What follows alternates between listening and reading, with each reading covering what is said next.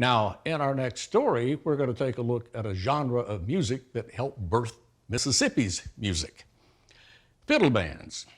You don't hear much about them anymore, although they are making a comeback. Take a look.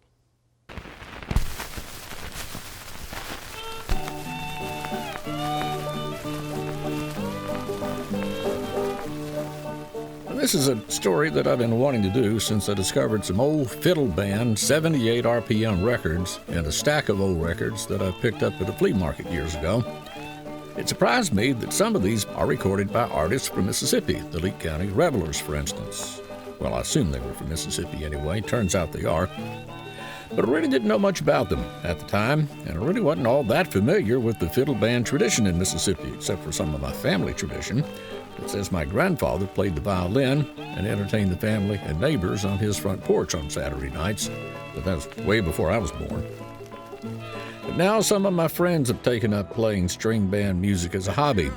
They like the roots that this music taps into, simpler times and deeper values than today. Be unbroken by and by, Lord, by and by. Once they played every Saturday night, but it's a special occasion to catch a band together nowadays. Bill Ellison is a friend of mine. You may listen to his Saturday night music show on Mississippi Public Broadcast Radio, Grassroots. I figured Bill would know a little bit about this music.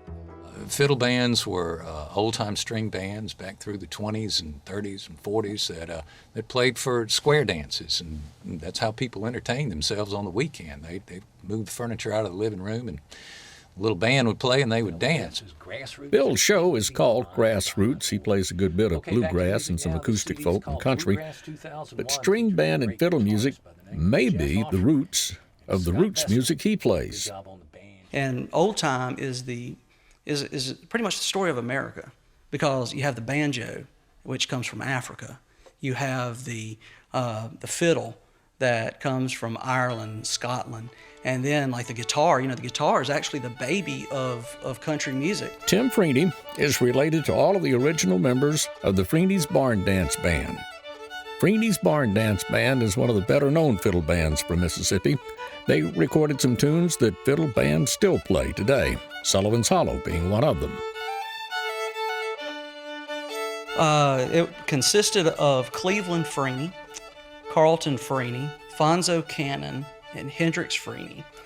And Hendrix was my great-grandfather's brother, his little brother. But they went from neighborhood gatherings to becoming recording artists in an era when recording was still very new and lots of talent scouts were going out all over the country looking for fresh talent. They cut 6 songs on the Okie label, and it was on December of 1930. And it was kind of funny reading the diary entry of Carlton Freeney, where he says it was cold and rainy, went to Jackson, recorded 6 songs, and got home about 11 o'clock. Then the next day it says, went to school. Well, in poking around trying to come up with more information about the fiddle band tradition in Mississippi, I ran across Robert Gray. Robert is founder of the Mississippi Fiddlers Association, and they have one particularly visible event every year, the Big Yam Potatoes Fiddlers Contest at Jefferson College in Washington, Mississippi, near Natchez, the weekend after Mother's Day every spring. It is from Robert that I learned there are a couple of types of fiddle music from that era. There was the kind that was commercial enough to be released on record, but there was the other kind that the Big Yam event focuses on, more the folk music type. And specifically, non-commercial material.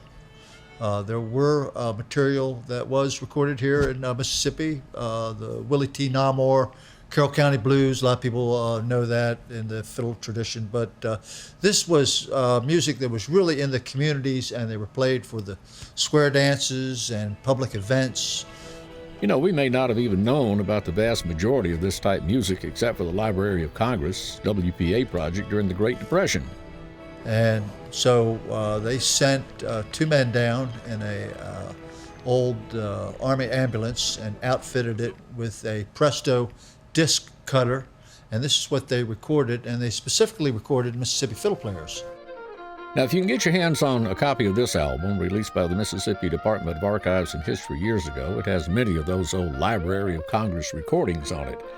The title of the album comes from one of the tunes, which is where Robert adopted the name for the annual Fiddlers Contest. And another way to get a hold of some of the tunes nowadays and stories about them is in book form. Harry Bolick is co-author of Mississippi Fiddle Tunes. Lee County Revelers were the big deal, the Waltz Kings, the Ray Brothers, Nations Brothers, Hoyt Ming and the Pep Steppers. Those are some of our heroes. We play those tunes. And if these artists aren't exactly everyday household names like other Mississippi artists who came along about that same time or just after them, like Elvis and B.B. King and a little earlier Jimmie Rodgers, well, there's a reason for that.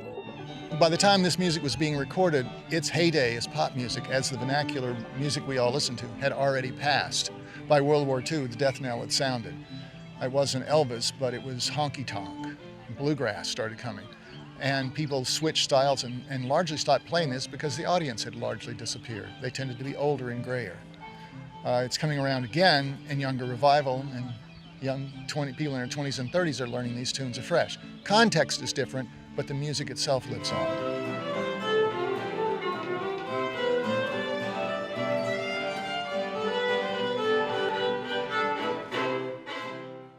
Just in the last few years, the Mississippi tourism and state officials have sort of coined the term birthplace of America's music, and it's true. Obviously, the Mississippi Delta is the birthplace of the blues. Jimmie Rodgers from Meridian is known worldwide as the father of country music.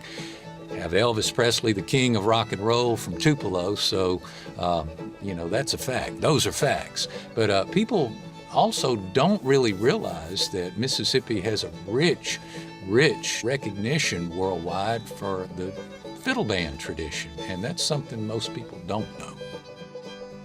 Well, now we know about this great tradition. So when I dig out my Narmore and Smith or my Freeney's Barn Dance Band 78 RPM records, I'll hear that little Mississippi accent that they've added to American music along the way.